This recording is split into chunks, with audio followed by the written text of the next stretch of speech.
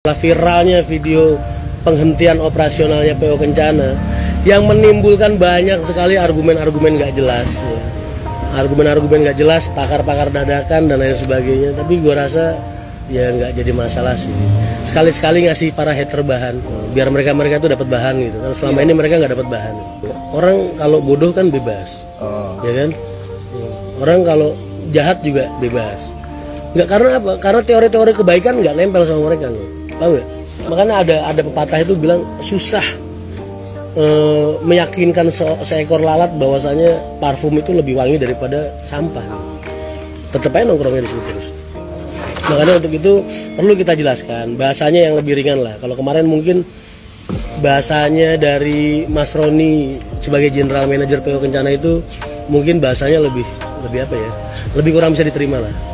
Tapi pada intinya adalah tidak ada istilah atau apapun atau narasi-narasi yang layak diutarakan ke PO Kencana yang sifatnya itu menyatakan bahwasanya PO Kencana bangkrut atau PO Kencana melakukan bayar leasing. Terus apalagi ya sampai kemarin Mas Tony bikin video nyodorin BPKB-nya, jangan begitulah. Apalagi sama-sama pengusaha nggak pantas banget suara-suara kayak gitu diutarain ke pengusaha lain walaupun kalian bersaing, nggak boleh. Jadi intinya PO Kencana itu pada saat ini hanya sedang meng-off-kan operasionalnya untuk menata ulang semua. Jadi kalian harus ingat bahwasanya ketika saya bergabung dengan PO Kencana atau sebagai tenaga ahli PO Kencana, itu fungsi saya satu, saya mengawasi SDM. Kedua, saya mengawasi titik keagenan. Tapi dalam artian mengawasi ini kan SDM sudah terbentuk, keagenan juga sudah terbentuk. Yang kebentuk bukan Rian Mahendra, tapi pengurus PO Kencana sebelumnya yang sudah dibuang nah gitulah.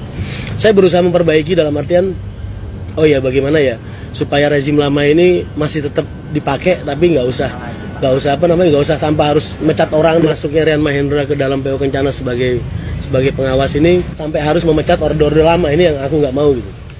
Kita coba untuk membina, coba untuk mendidik, tapi ternyata memang buat PO Kencana kok nggak terlalu banyak ada perubahan signifikan. Maksudnya nggak ada perubahan signifikan dengan hal itu. Maka mereka memutuskan untuk membongkar ulang semua pondasinya. Jadi kalau dulu saya masuk ini di tengah-tengah bangunan sudah berdiri, sekarang yang dibongkar pondasinya.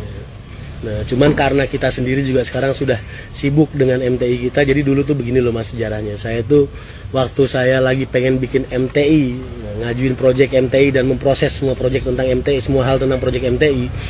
MTI itu Mahendra Transport Indonesia. Saya bilang sama beliau Mas Tony, ownernya Kencana, Mas, saya lagi ada proyek loh mas, bikin perusahaan sendiri. Nggak apa-apa mas Rian, yang penting mas Rian bantuin PO Kencana sebisanya. Oh ya sudah mas, saya bantu.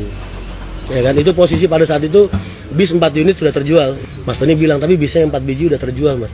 Nggak apa-apa mas, buat saya itu pilihan yang tepat gitu. Karena satu armada itu biaya maintenance-nya sudah besar dan kurang bisa optimal lah untuk melayani penumpang. Dan posisinya pada saat itu kan sebelum lebaran. Kalau dia jualannya setelah lebaran tambah susah lagi, ntar malah tambah nggak ada yang beli. Jadi jual aja nggak jadi masalah. Akhirnya dijual, jalanlah Kencana 2 unit seperti yang kalian lihat selama ini, double decker. Nah, sekarang PO Kencana ada di fase apit bulan Suro ini kan penumpang sepi nih, operasional. Semua PO sepi, semua. Mungkin semua orang jualan usaha ini sepi. Dan bukan PO Kencana aja satu-satunya perusahaan yang meng-off-kan operasionalnya pada bulan-bulan ini, pada saat-saat kayak gini. Hanya saja kelebihannya PO Kencana ini meng-off-kan juga untuk merestrukturisasi lagi semua sistem dari nol lagi, dari bawah lagi. Jadi itu klarifikasi dari saya. Mungkin itu bahasa yang lebih mudah untuk kalian terima ya, dibandingin bahasanya General Manager kemarin kan. Nah, gitu.